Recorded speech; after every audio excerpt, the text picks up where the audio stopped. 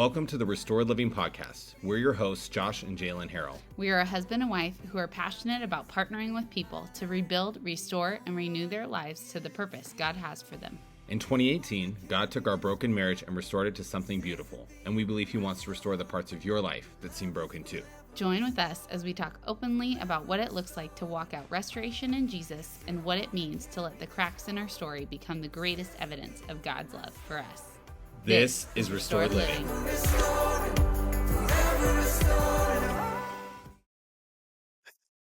What is up, everybody? Welcome back to another episode of the Restore Living Podcast. I am one of your hosts, Josh Harrell, and you'll notice that my counterpart, Jay, is not here this week, but that's because I have a different counterpart here this week, and I'm super excited to share this episode with you.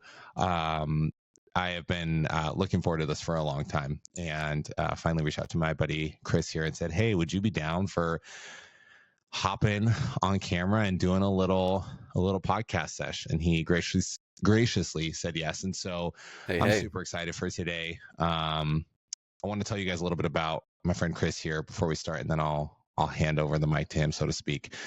But Chris is there's a lot of words, but Chris is above all things. He is just an incredible friend who I've had the pleasure of getting to know over the last 6 years, almost roughly close to 6 years. I know, absolutely crazy.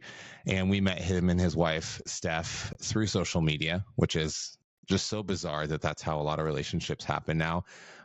But it has truly been a gift in my life and in our marriage for Jay and I. And I want Chris to just share a little bit about himself and the ministry that he and his wife have been just gifted to lead. And then we'll dive into what today's going to be all about. So Chris, I'm going to hand it over to you. Sure, man. What a blessing. And, any excuse to be in front of a camera, and have people look and listen to me, I'll take that. Your audience doesn't know me yet. Stephanie is not with me today. So Stephanie will always be like, they don't know you yet. You can't say stuff like that yet. But yeah, so I am without my counterpart, who is Steph. And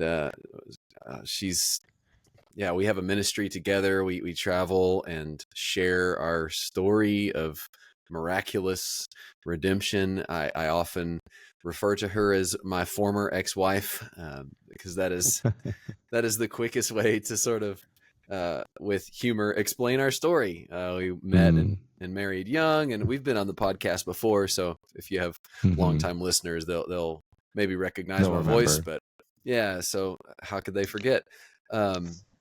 So we met when we were in high school. We got married when we were in college. We got divorced after a lot of loneliness and shame and hiding and secrets and unfulfillment. And then God just did this incredible work in both of our lives, and we were able to, God was able to restore our marriage. And so we traveled the country telling people about that story and about the hope that they have for the author of many good endings, not just that, that God could do that in their lives. He certainly can, and he does often, but just that there is a God who is so gracious and so miraculous and so trustworthy to take our mess and turn it into something beautiful when we trust him with it. So, man, I love hearing your guys' story. I know early on for Jay and I, it was such a voice of encouragement because we were so early in our journey of recovery and trying to just make sense of this huge mess that was in front of us. And we heard you and Steph on, I think it was on the Fierce Marriage podcast, way back then when you guys did an episode there. We were like, oh my gosh, and I remember we just messaged you on social media and we were like, can we just hop on a Zoom? And you guys said yes. And I had sometimes you do those things and it's like a one time you just chat and it's like, that was really encouraging. But it's become this really long lasting friendship. And I know Chris mentioned that they have a ministry. So Out of the Dust is where you can find them on social media. Thank you. What he didn't mention, but I will mention, is the song you hear every week when you guys listen into this podcast is him and his wife. They Hey. are phenomenal musicians who truly just you guys have such a gift with the words that you write. Thank you. And it's been such an encouragement to us in a lot of seasons. And so we asked them, can we steal your song and put it on the podcast because we just love it so much? And he was like, absolutely. Here's the file. Course. Go for it. So you hear their beautiful angelic voices every week. So you can go find them on Spotify and Instagram and all the things and listen to their music because it's amazing. And you'll hear the themes of their story and what God's done in their life throughout it. But the reason I asked Chris to come on today is a couple of reasons. One, because whenever he and I have conversations, I always think I wish we could share what we just talked about with a lot of people because there's always something really rich that comes out of the conversations that we have. And I just like talking to my friend. So, so that's this is a good reason to do it even more. But the other reason is because Chris is someone who is coming alongside other men in their journey of wholeness and who is walking alongside other men in their journey of really understanding themselves, their emotions, understanding from a Christ-centered perspective, like what it looks like to feel the things we feel in a healthy way, to not shame ourselves, to not get stuck in isolation or perpetual shame. And like you heard him say, even just from his own story and him and Steph's story, there's that part of his past. So there's that like unique piece of you've walked the road. You're not just telling other guys what to do. Mm-hmm. So I just asked him if he could come on today and we could have a conversation about just that. How do we as men, who historically we have not done a great job of feeling our emotions in healthy ways and acknowledging them, how do we start to develop those healthy habits of what I would call just being like emotionally more integrated and having a better understanding of those things. And so, maybe just share a little bit about some of the work that you've been doing with other guys. And I think that'll kind of help us launch the conversation. Yeah. So I work with a ministry called Tin Man, and the whole backstory of the Tin Man, it's like lore. It's Tin Man. It's the Wizard of Oz. And he was a lumberjack. He wasn't always made out of tin. I think there was tragedy in his life, and in his pain began to separate parts of himself and then replace parts of himself with tin until he had he'd so closed himself off, in effect was enabled to feel his own pain. And the thing that healed him in the story, we find him kind of at the lowest point in his story at the beginning of The Wizard of Oz. But what heals him is relationship. And so that's the heart behind Tin Man, is connecting men and women to God, to others, and to themselves ultimately.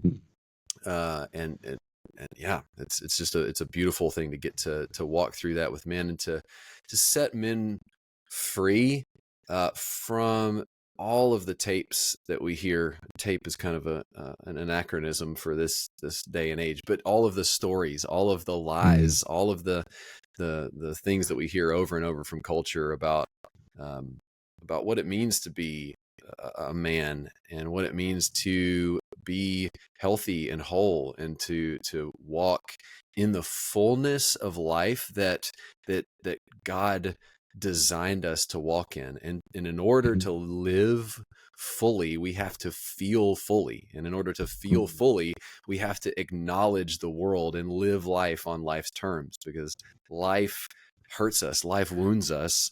This side of heaven, we have these deep needs and these deep longings. And in order to live fully, we have to show up, and we have to address and feel, because those are actually what God has given us to process the world. It's so backwards from what we hear so often, and sadly sometimes in the church too. Often in the church, it's faith over fear, and it's if there's sadness, it's there's a lot of spiritual bypass that happens out of good intentions. People will try to say something helpful instead of just presence, instead of just allowing space. And that's what you and I get to do so often. And I thought it would just be so cool to hop on here and to talk just like you and I talk when we're talking on that, which it's such a gift to me. Your life, your presence, your friendship is such a gift, because last year even I've just felt this leading from the Lord to start not just pour into others, but to let others see into me as well. And you're such a huge part of that. And for other men or women to listen and hear just two guys, two friends who love each other and who are able to just hold space for one another and walk out life together and live fully by giving each other the best gift that we can give, which is ourselves, and showing up. Because many times this came up last night in community group, sometimes we're so committed to our own isolation that we end up robbing other people of the experience of ourselves, right? Like we're so committed to our fear, our shame, and our isolation that not only do we not get the gift of other people knowing us, but we rob other people of them knowing who we are. So yeah, it's just, I'm so happy to start that conversation and dive as deep as we can go today. I know, right? I feel like we're gonna hit that hour mark real fast, and then it's gonna be like, well, which is usually how our FaceTimes go to. We're like, wow, we could talk about a lot more, but we've got kids and dinners to make and stuff. Totally. Oh, there's so much that you said there, but one thing that really struck me at the end was how you said, when we're so committed to our isolation, we rob other people of the gift of who we are and our presence. And immediately my thought with that, which maybe we can kind of go there, whether we want to go there kind of in our own stories or just around the topic, but this idea of like, there's always a story behind the way that we operate and why we do the things we do. So like in the arena of isolation, when we don't believe that our presence alone is valuable, there's a story behind that, right? Like we're not just naturally born growing up believing, oh, my presence isn't valuable. But I think we hear that a lot from people. I know for Jay and I, that was a battle for a long time. But the root of it can be a lot of different things as to why we reach to that conclusion. And so let's maybe go there a little bit, just on the topic of like our own stories and how they form, how we process emotion, how we engage in relationship, and kind of maybe even just like, I don't know if you want to go into your own experiences with that, but just what that can do, and how that really, like, it starts to rob us, like you said, of that fullness of life that God really did intend for us when he created us. Yeah. The first thing there's so much that comes to my mind. We could talk for so long, and shut me up or raise your hand or interject at any point. But I'm just reminded of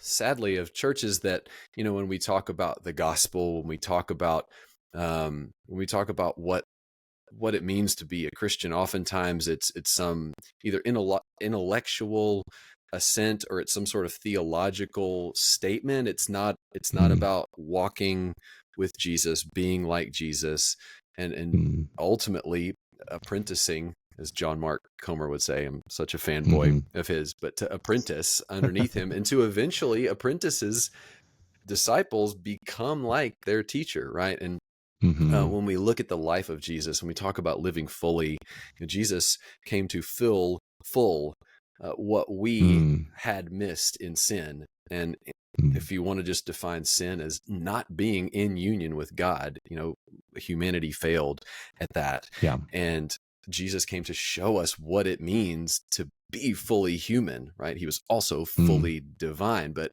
in his humanity, he wept. There's just countless things in there that show us what it means to be a human. In my own story, as you mentioned, like I'm just so grateful to look back, but also so sad. I feel sad for younger Chris, who just did not have a vocabulary. I did not have a language. I was maybe the loneliest person in my friend group. I mean, undoubtedly, I think I was the loneliest person in families that I was a part of and friend groups that I was a part of. But I had no idea. I didn't even know to call it loneliness. I just felt, I don't know, I was just surviving. I was intellectually filling my mind with stimulating my mind with like science documentaries. I was stimulating, I'm just going to go there, dude. Stimulation of like genitals with porn. There's stimulation of skin with weed or alcohol, and just looking to all these different places. And I was so blind, right? Like if you ask me, are those behaviors bad? I would probably say, not science documentaries, but like porn and weed and hiding and secrets and all that. Like, sure, I'd be like, well, I probably shouldn't do that. But I just had no idea why. I didn't know why I was doing that. And it's part of that absence of vocabulary for emotions. And I'll kick it back to you.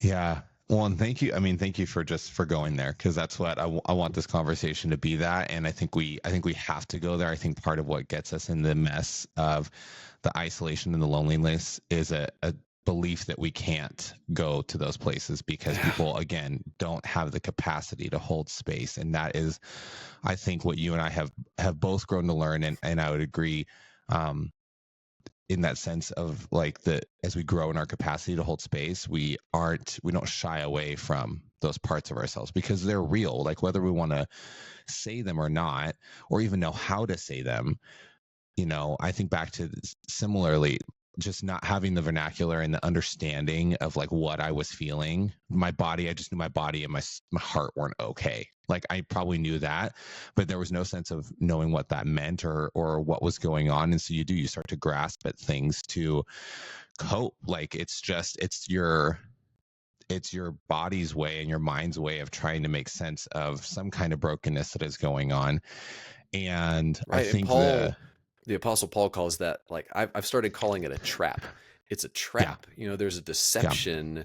There's a deception we are lied to. It's not that we are, we are deficient, but it's not that we're like irreparable. It's deception. There are lies that we end up believing, and then we fall into this trap and become a slave to this thing that ultimately won't fulfill us, but it's the only thing we know to do.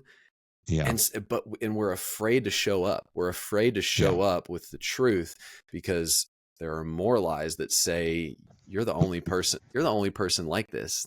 Nobody's going to understand. If you start talking about this, they're not going to love you anymore. They're going to think they're going to be like, you're weird. Like, but the truth is that when anybody shows up with any vulnerability and truth in any setting I've ever been in, unless it's just a really toxic environment, like it is received with it's just like a weight lifts off of the room. Like, gosh, somebody said it, right? Somebody said the truth. And it's that principle of freedom, the truth will set you free.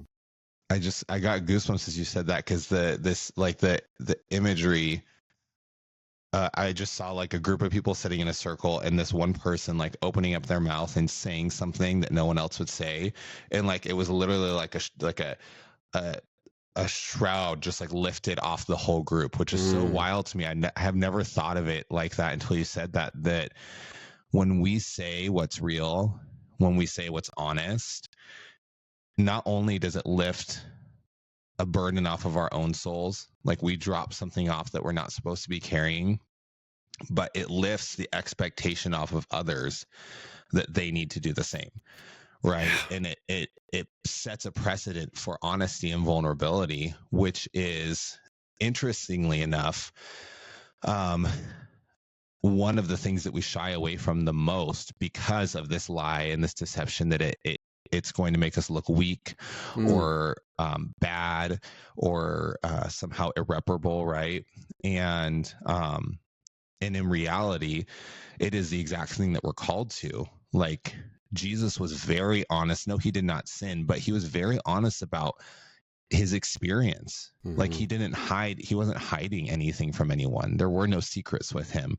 And so when he was angry, he expressed it in a way that was not sinful, right?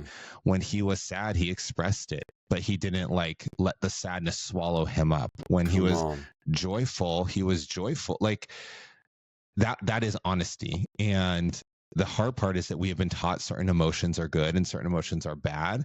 And so we're very good, especially in the church, and especially I think as men, of showing the world our good emotions, showing which ones are acceptable, and hiding and suppressing the ones that are not acceptable, or letting them out in unhealthy ways because we've never actually known how to name the emotion that we're feeling and how we're supposed to be processing it. And so, what is that? I mean, yeah, like what does that process look like for, I know you've walked alongside others, and I know you and I could talk about our own experience, but like, what have you seen as common themes maybe of how to start naming those emotions and how to start giving space for the truth, so that that burden can be lifted off of us? Yeah.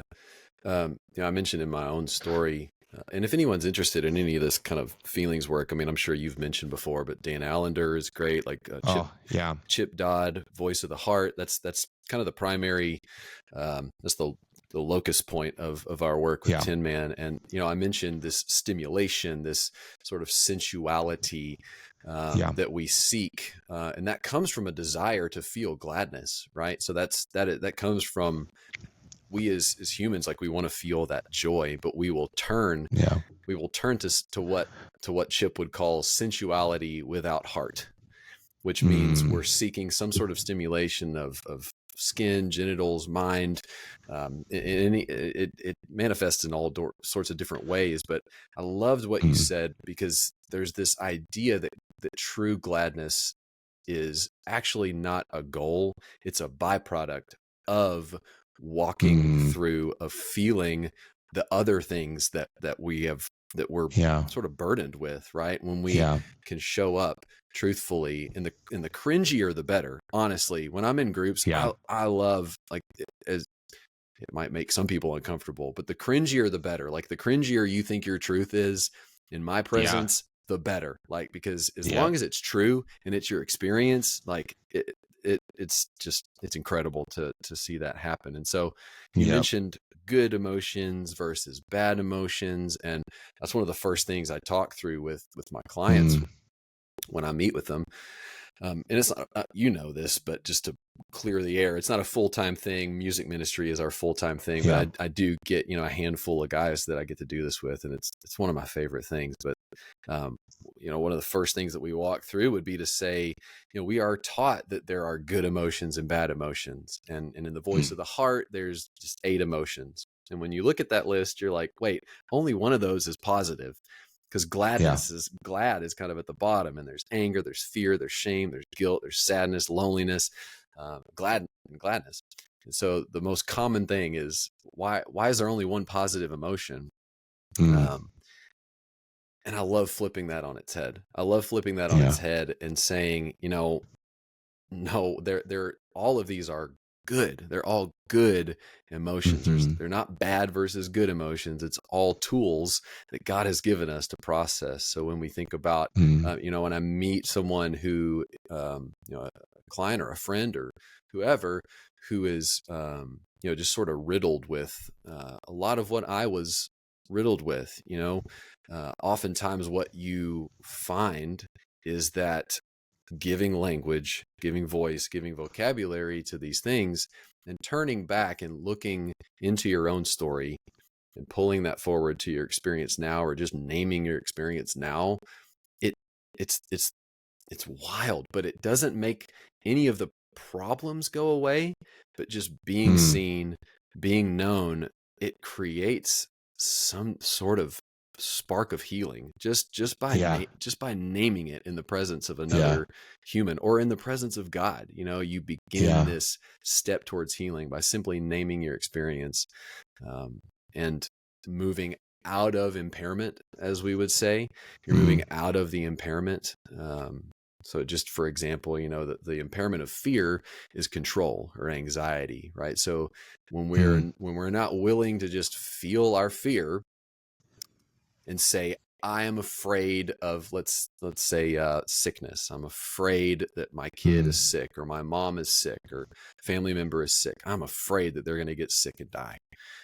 Yeah. Many times what we do is we'll move to control, and that's the impairment. When we're not willing to feel our fear, we'll go to control and anxiety. And anxiety is essentially just this it is a controlling thing. It's the control of the situation, because I'll think through everything that could go wrong in an attempt to try to control it, because because at least if it happens, I saw it coming and it won't surprise me. You know?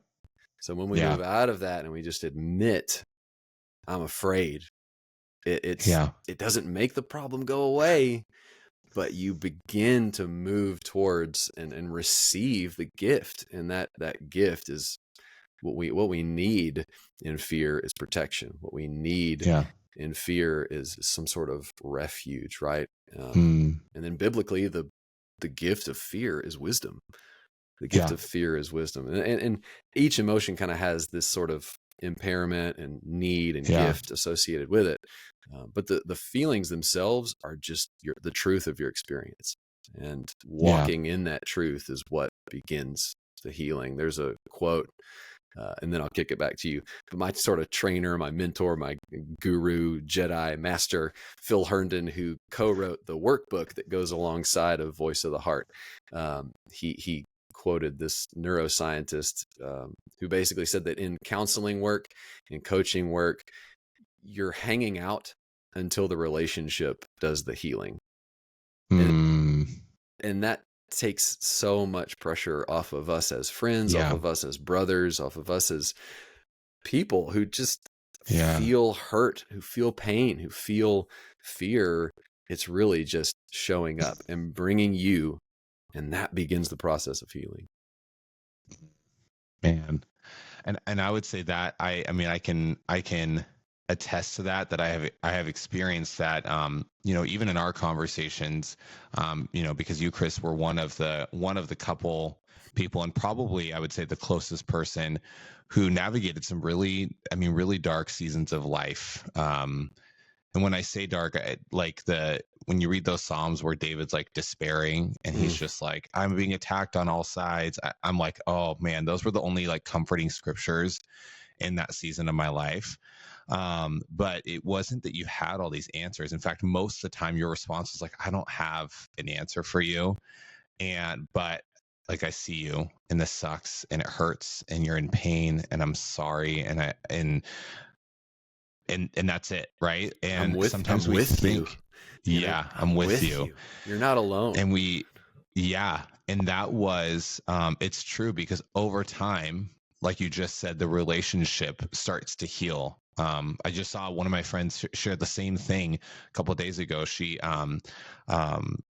was referencing a friendship of hers, a good friend of hers, Carrie Garcia, who we do a lot of this kind of story work with. And a lot of it is around really being able to name the truth of our story, which includes naming the truth of our emotions. And the quote she wrote was, you don't know this, but every time we're together, our, like essentially our relationship heals something you didn't break. And I think that's such a powerful truth of what can happen when we are able to enter into honest relationship with another person. And really with somebody who loves and is walking with Jesus. Because that it is when we see scripture talking about us being the body, that is the body tending to the body. That is another follower of Jesus being his hands and feet through their presence. So the healing is coming from him and it's coming through a brother or sister, right? And what that does, like you said, like we're not responsible to have the answers or to fix anything for anyone. In fact, when we try to fix, which a lot of times I think is what we are conditioned to do with ourselves and with others, whenever we see one of those bad emotions pop up, we're like, there has to be a solution to this because this is a negative thing and I want this person to feel good. And it's almost like, what if instead of wanting someone to feel good, we just wanted them to be able to feel, period. Yes. And we allowed for that. And when somebody shared their hurt with us or their grief or their anger or whatever, we didn't shy away from it. We weren't afraid of it. We weren't put off by it. It's not that we have to be totally comfortable with it, because I think there's a reality of like, it's going to be uncomfortable sometimes to sit in the reality of someone's story, but to recognize that despite that discomfort, we can still be a presence for someone, and we can still see that this is someone created in the image of God, and they're hurting. This world has hurt them, and maybe that has led them to then turn around and to spill out that hurt onto other people. But they're wanting to be free. Like people, we want to. That's like that. Jay and I will talk about like these garden desires that we have in our hearts, right? Of like when the creation was all in perfect unity, and man was with God and God was with man, and it was this harmony, right? And it was this beautiful dance of relationship. The echoes of that creation live within us. You know, there's a part of our hearts that knows this is not how life is supposed to be. And so a lot of times when we are doing all of these maladaptive things and we're grabbing for things, I always say like every even the worst things that most of us do, if we were to go all the way and trace it all the way back, there's a really good holy desire at the root of it that has been hijacked and lied to and has become something that it wasn't intended to be, and now we're grasping, trying to get something to fill that need. And it was interesting because you even made a comment about gladness being the only like positive emotion that was there, and I thought that was so interesting because let me see if I can pull this up here. We're going through this study called Rooted at Church, and it's like a 12-week process of just like just developing deeper roots with the Lord. But the fact that all those emotions, one, come off as negative at first is telling of just how we've been taught about them. But it's interesting because I was reading in Romans 5:3-5, it says, "Not only so, but we glory in our sufferings because we know that suffering produces perseverance, perseverance, character, and character, hope. And hope does not put us to shame because God's love has been poured out into our hearts through the Holy Spirit who has been given to us." And I saw that, and all I could see was like hope, or suffering leads to hope. Like the pathway was always supposed to lead back to hope. Like we weren't supposed to live in suffering, and where suffering was like the end point. It's like, no, suffering was actually something that then led to perseverance. And in that perseverance, we develop our character, and in that character development, we experience hope. And so just the reality that even those like hard emotions is what I like to call them now, because they just, as a human being, they're hard to feel. They are meant to lead us back to something good. Like they're meant to, fear a lot of times, at least I've noticed for me, comes up when it's something that I really care about is being threatened. Right. So whether that's like a relationship, whether that's the health of someone that I love, whether it's, like you said, you're looking for protection. It's when we get stuck in those emotions and we don't know how to process them, and we don't feel like we can say them, and we start to step into those, what did you call them? Impairments. Yeah. When we start to just like live in those impairments, that the emotion actually never like is able to fully process. Right. And the need never surfaces. We take care of our own need. Yeah. That the emotion was trying to show us, right? Like emotions reveal our needs, just like you were saying. So instead of just recognizing, oh, I am needy, and I what we end up doing is trying to fill our own needs instead of just showing up needy, which is difficult. Nobody wants to show up needy because, like you said, it's weak. It seems weak, and honestly, like we are weak creatures, and that's okay. That's healthy shame. Healthy shame is saying, like, I am a limited creature, and I am not capable of fulfilling everything that I need. And that's why relationships are so healing. That's why the body of Christ is so beautiful. And I had this picture when you said body of Christ, like, and taking care of one another. There's no parts of our body that is disconnected from any other part, right? We are connected, and we're not, there is no isolation in our bodies. And that's the metaphor that we were given. Yeah.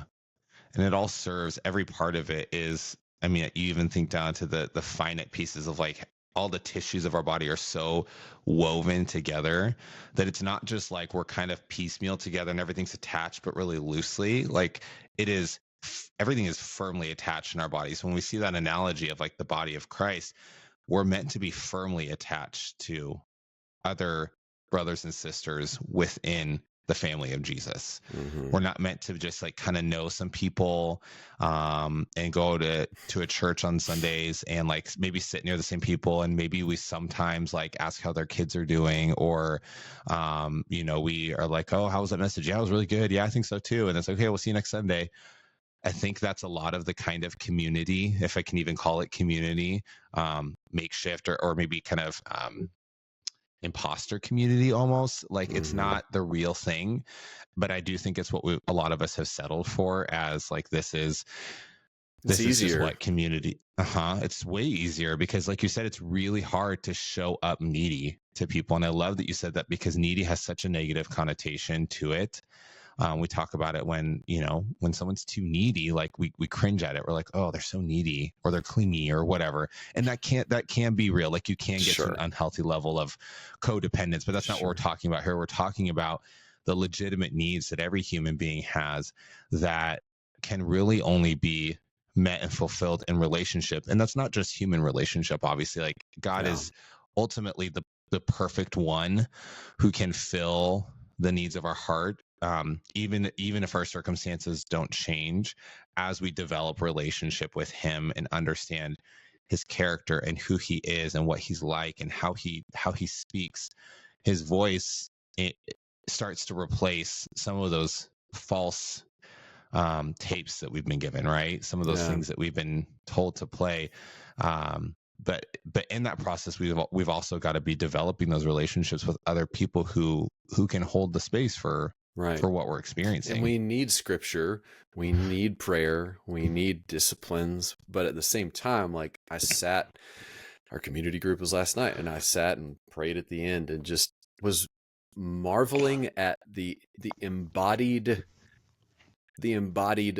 spirit. I don't, what's the word, but just how the community is an embodied expression of our God, of who God is. And so what better way? I mean, when you walk away from a great conversation, or when you walk away from someone, from talking to somebody about what's really going on with you, you actually have experienced something divine and sacred. And I think we all know that on some level. We walk away from great conversations where there's genuine intimacy, and we know that something special has happened, and that is an embodiment of the Spirit of God among his people and in his body, and that's what we need,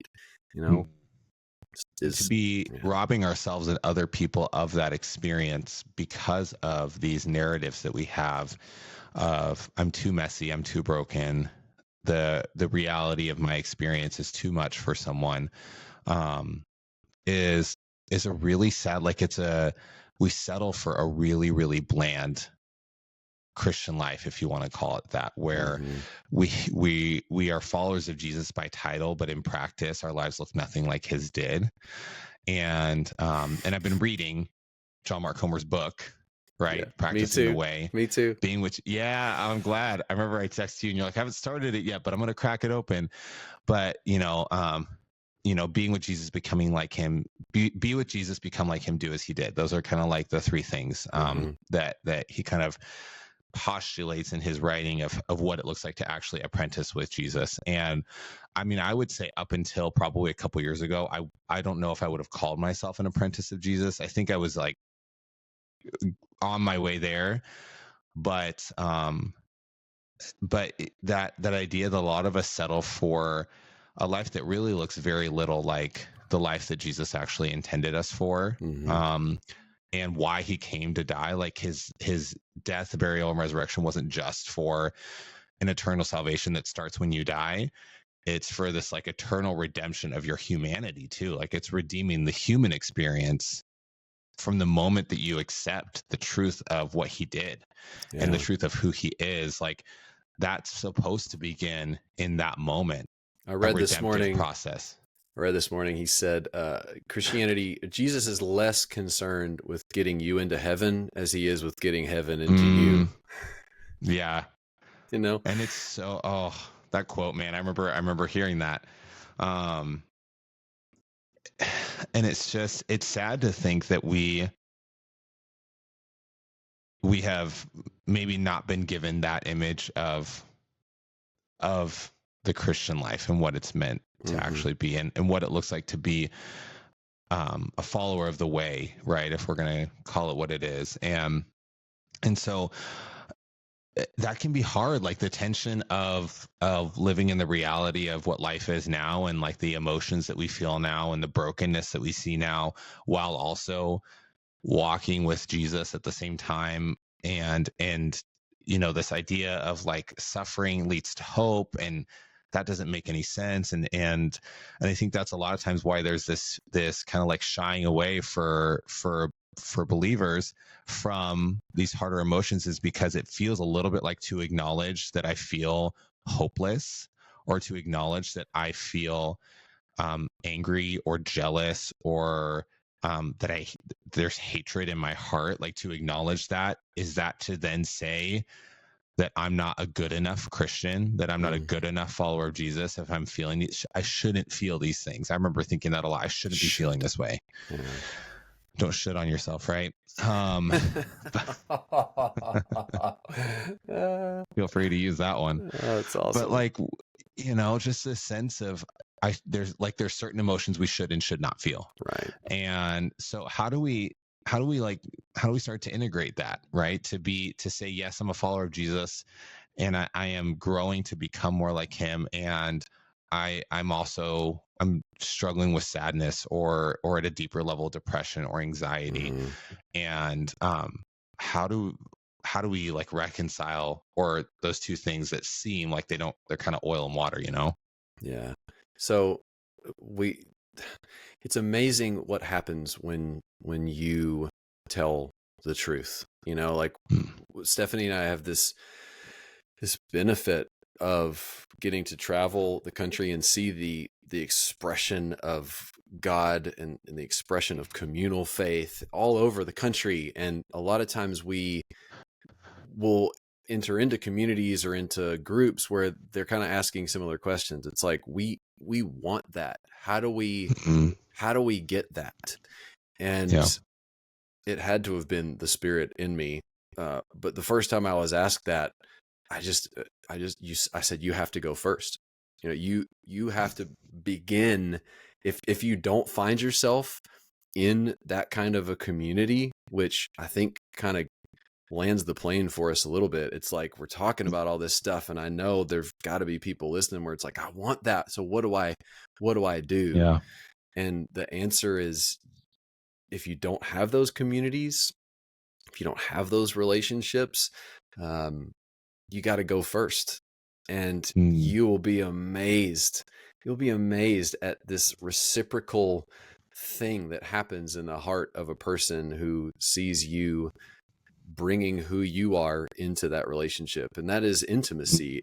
It's cheesy, but into me see, right? Like, it's cheesy, but when you can bring that intimacy with someone there, it's almost like you have taken that weight off of them too. Like, oh, I don't feel so alone anymore. And you know what? If you don't find that with the first person that you do that with, that doesn't mean the endeavor was a failure. It just means, you're going to have to keep looking for those people, because those people are out there, and those people are called believers, right? Those people are called others like us of the faith. And sure, there's going to be people who can't hold space for you, or maybe they'll even say the wrong thing, like they don't have the ability to hold space for you, but to say, I appreciate you saying that and trying to help. What I'd really love is if we could just kind of if you could give me the space to feel, right? And I'd love to give you the space to do that as well. Again, my guru, Phil, he says that life will never not be hard. And that And that the best thing that we could ever hope for in a world full of suffering is that we would learn to suffer well. And that's what we're talking about, that suffering ultimately brings hope. Well, you have to learn to suffer well. And it starts with the truth of your experience and finding people who can hold that and give you the opportunity to do. And if you can also just look for the hurting people in your life, right? If you try out a few friends and it doesn't work out, find the people in your life who are hurting and going through stuff and give them the space. They'll want it. For sure. They'll want the space and they will give you the space back. Yeah. And that's what learning to suffer well looks like. And also, there's coaching, there's recovery coaching, there's transformation coaching, all of that stuff. There's that's always an option. I know it's not an option for some people just because of finances, and I get that, but it's always an option. And I think too, what you said about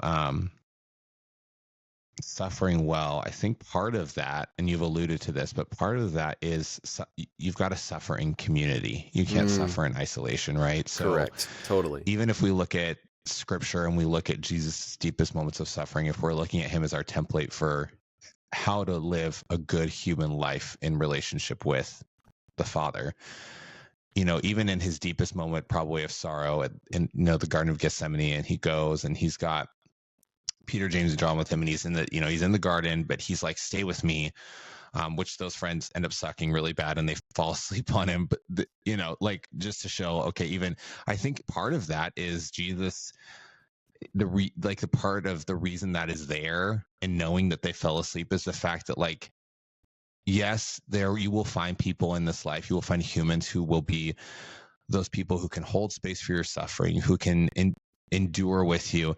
And at the end of the day, they're still human and they're still going to fail sometimes. But Jesus wasn't alone because of that, because he was with his Father. And so even in that deep moment of suffering, he knew the one person I can for sure count on is my Father. And I hope my friends will also be here for me too. But even if they fail, which he knew they would, because it's also God, that whole fun thing. The reality that he went to his Father in honest suffering. And we see Jesus in that moment in the garden saying, Father, if there's any other way, please let this cup pass from me. And I could go into a whole thing. We just talked at church about the cup and what the cup means. And it just gives it so much more depth of meaning. But he knew he was about to take on all the weight of sin and death of all of existence, from creation till, from then till then. It's all of it was coming upon him. Hence the sweating of blood, hence just the immense stress he was under. But he wasn't scared, to be honest with God, that he didn't want to do it. Even in his full humanity, he admitted, if there's any other way, I don't want to do this, right? He's leaving his friends. He's leaving, he had a whole life he had built here on earth, walking amongst his creation. And so that example that he gives for us of being, being in honest relationship with the Lord doesn't look like coming to him and saying, God, I just know you're going to make everything better. And no matter what, you work all things for the good of those who love you and are called according to your purpose. It's not like giving him platitudes and saying that you trust him. Sometimes you've got to come to God and be like, God, I don't trust you. Yeah. I want to trust you. And I really don't. I want to love you. And right now I'm angry with you, or my heart I don't even want you right now. Those are you're already feeling it, and he already knows that you're already feeling it. So what's this game we're playing of keeping it from him? But it's for our good that we bring it into his presence with honesty. It's not because he's not going to go, I had no idea that you were so mad at me. I'm so sorry. No, it's not for him. It's for us to come to him and say, this sucks, and I don't believe that you can make it better. I want to, but I don't. If we need permission to do that, exactly what you've been saying about Jesus. Look in the Psalms, look at David, if we feel scared to talk to God like that, you don't need any more permission, right? No. My word doesn't carry much, but scriptures are clear, Yeah. that this is how we are meant and made to interact with God, with real relationship, real conversation, real Yeah. prayers, and the depth of your prayers and the depth of your spiritual life will you will drill down to the center of the earth. So like, you'll just be amazed at how quickly and how, and again, like we've said, that weight lifts off when you can just name it and say it in the presence of God, and and you can trust and know, and then experience time and time again that he doesn't leave you when you say things like that it actually deepens your relationship with him. That's what the lament psalms are. It's complaining. It's turning to God, number one, but it's turning to God, it's complaining, and it's ultimately saying, but I'm choosing to trust, trust is a choice. And there are so many other things that I can trust in. I can trust in myself. I can trust in my ability to satisfy my own needs, and I could try to do that. I'm going to trust that what you have told me is true, and that this way that I'm just stepping into and don't quite understand yet, and maybe I haven't seen it yet, but I'm going to trust that this is what's best, and that I will experience your life more fully by engaging with my own heart and engaging that with you. Yeah. Oh man. And yeah, we go so many places with that, but just realizing that when we choose to enter into this honest life, when we choose, if we choose to be courageous and say, I'm going to be real about the life I'm experiencing, the emotions I'm feeling, I'm going to be brave enough to stop pushing my emotions down, to stop sidelining them, to stop painting them over with well wishes or another feel-good scripture or another, Jeremiah 29:11 coffee mug or whatever it is, right? Like I'm going to stop hiding the reality of my experience behind those things. And I'm going to instead, in one hand, hold the truth of God's goodness and his grace and his favor and his mercy and his faithfulness and his control and his who he says he is, and at the same time hold in my other hand my pain, my grief, my loss, my anger, my jealousy, my hurt, my frustration, my sorrow. And I'm not going to throw one out for the sake of the other, but I'm just going to hold both of them. And then I'm going to come before God. I'm going to say, yeah, I know, like my spirit, right? Because when we choose to follow Jesus, there becomes this like separation of like flesh and spirit. So now we have the spirit that has died and been risen with Christ, which I love. Paul, you and I have talked about his mysticism and the way he writes, and just like the things he says are so interesting. But like this sense that when we choose Jesus and the gospel and the good news, our spirits, which is the eternal part of who we are, like they are buried and raised. They are woven into the resurrection of Jesus. So now our souls are redeemed. When the God looks at us, he sees Christ and what he did. But then there's also our flesh that is at war with our spirit, and so we start to feel that rub and that tension.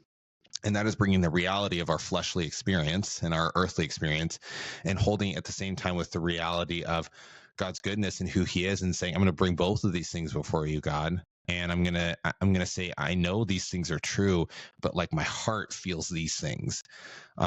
Because our heart is not always going to line up with what's true, right? Our heart is deceitful above all things. And it's easily manipulated by our emotions sometimes, or by circumstances.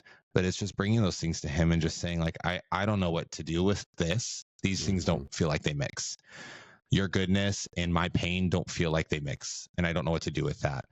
That's lament. That is kind of the definition. Book in the Bible called Lamentations. I mean, like there's an entire, and I know you could talk on lament and grief. And I won't say any more about that, but there's I think a lot that